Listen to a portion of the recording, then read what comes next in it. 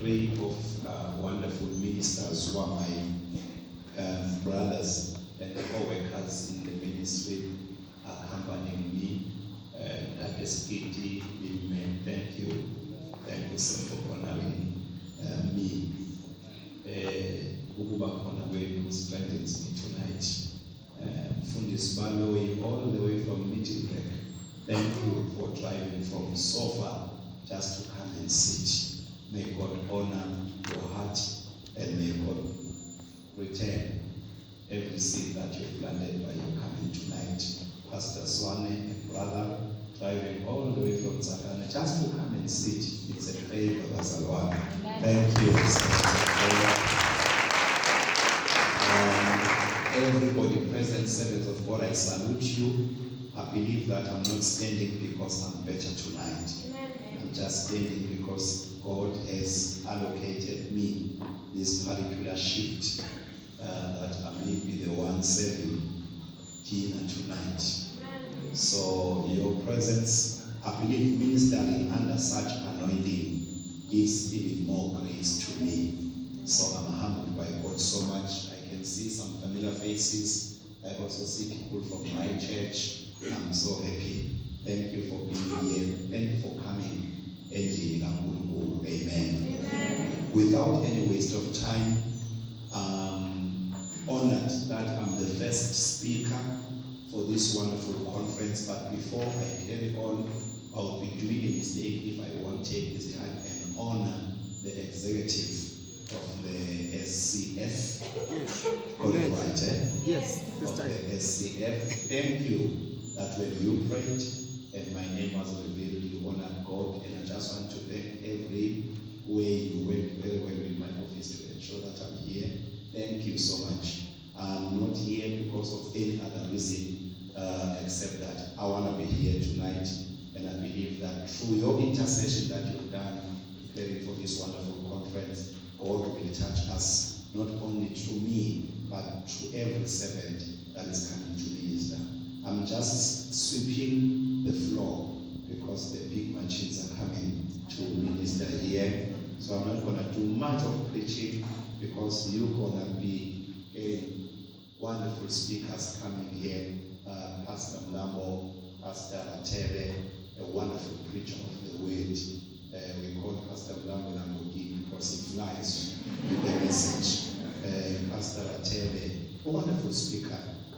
Bishop Lambutswana. Let me preach on any sentence in the Bible. So I'm humbled that out of this wonderful men of God, you considered to put me to be part of that. I'm really humbled. I bless the Lord. And I hope you did not invite me for any other reason than that I'm one of the ministers in the field and I'm coming to minister tonight. Amen. Amen. So I want you to ask your neighbor. Fasten your seatbelt.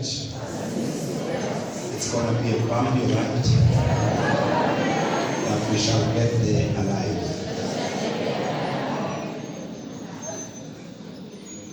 Ephesians chapter number 6,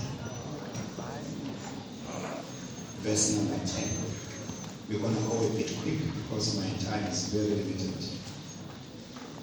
Ephesians chapter number 6, verse number 10. Finally, I'm still looking for it.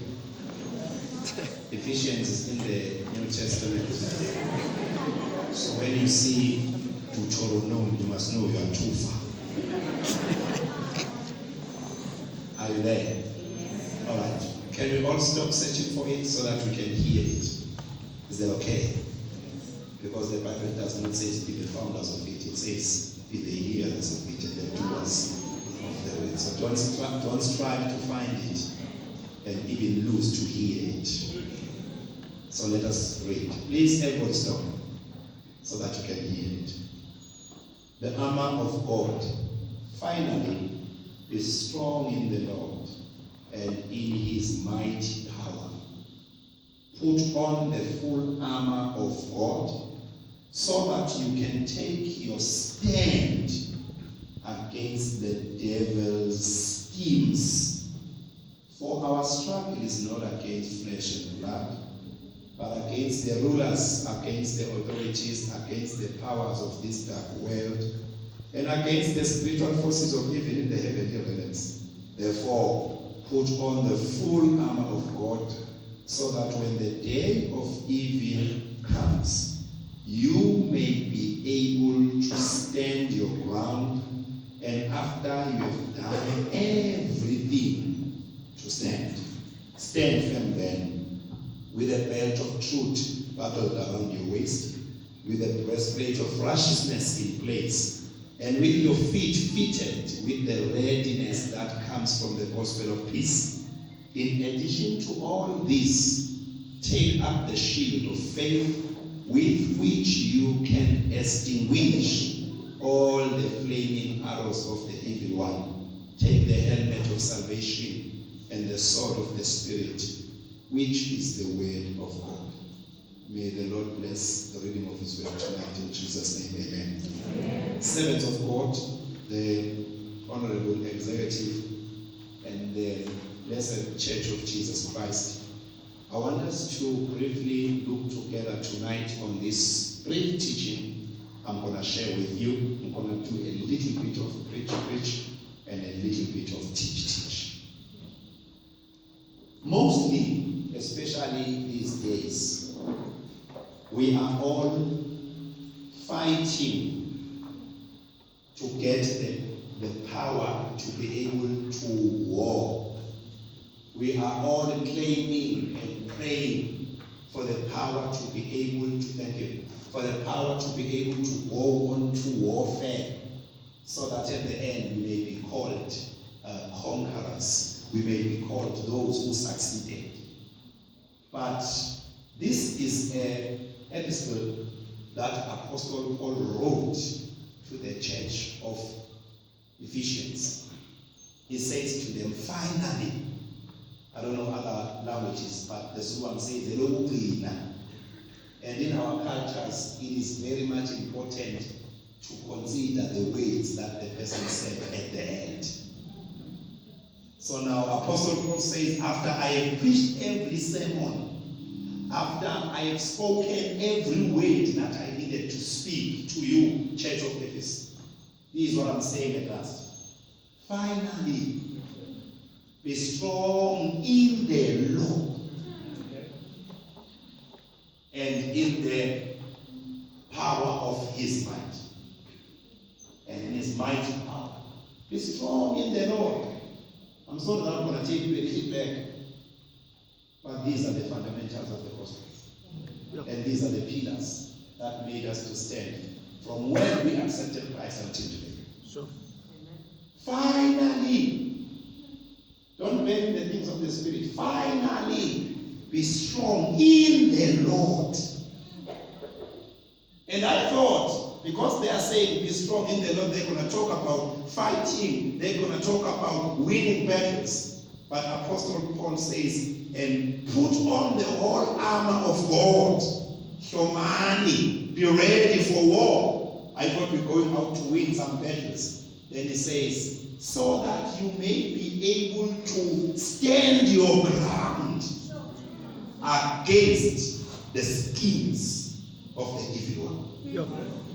So now, we are all striving so that we can have power to come and testify and say, last week I was in a mighty battle and I won, I conquered with God. But Apostle Paul says, your greatest concern in the last days is not to win any battle, but is to be able to stand your ground. You see, these days the devil is not putting any fight so that we can win the battle or he can win the battle. The devil is just fighting to take us out of our position. Because if he can take us out of our position, we cannot connect. You see, those who are using Wi-Fi, they don't understand. If you've been in Protea Hotel and you got the network there, it's going to remain on your phone, but you cannot access it if you've checked out of the hotel. It is still in the list of the hotspots that you've connected to, but you cannot connect with it. It is only when you go back in the hotel and then it picks up again. So now it does not mean that the network was not there. The network is still reflecting on your device, but you have moved from the position where the network can be accessed by your device. So now the aim of the enemy these days is not to take us out of the church, no, but is to take us out of the Lord, because you can be in church but disconnected from God. Are you following what I'm saying? So we are not trying to win people to church. We are trying to win people to Christ. Because in Christ we live. In Christ we move. In Christ we have our being. We are not trying to fill up the door. We are trying to have people connected to God. Because these days, doors and stadiums are full, but are full of people who want to connect to the man of God, not connect to the God of the man. Every preacher that comes to preach, he preaches about 4 steps of connecting to the anointing, but there's nobody teaching 1 step of connecting with God.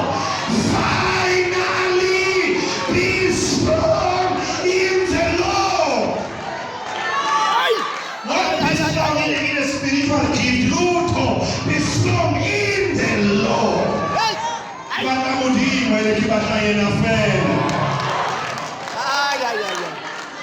So tonight we're not speaking about moving to the next level, how to connect to the new dimension. We are not going to any dimension today. We are just saying, where are you rooted? Where are you planted? Where is your foundation? Because if the devil can win, repositioning you from faith to faith, he has won. Finally, be strong in the Lord. These days, people can kill you for what you said about their bishop, but nobody can kill you for what you said about Jesus. Finally, be strong in the Lord. Everybody's putting on a t-shirt that has the face of the pastor. Nobody's putting a t-shirt that has the name of Jesus. When we got this salvation in Muruti, there used to be t-shirts that says Jesus is the answer. There used to be t-shirts that says Jesus is the only way to heaven. Today, there are t-shirts that says connecting to the major one. Finally, be strong in the Lord. It doesn't matter which prophet you are moving with. It doesn't matter which dimension you are moving in. What matters most, where are you founded? Young people are kept to remind you tonight, there's a man called God. There's a man who created heaven and earth. There's a man who founded everything with the power of his will. And when you say you're a child of God, it simply means you are founded in him. Finally, be strong in the Lord.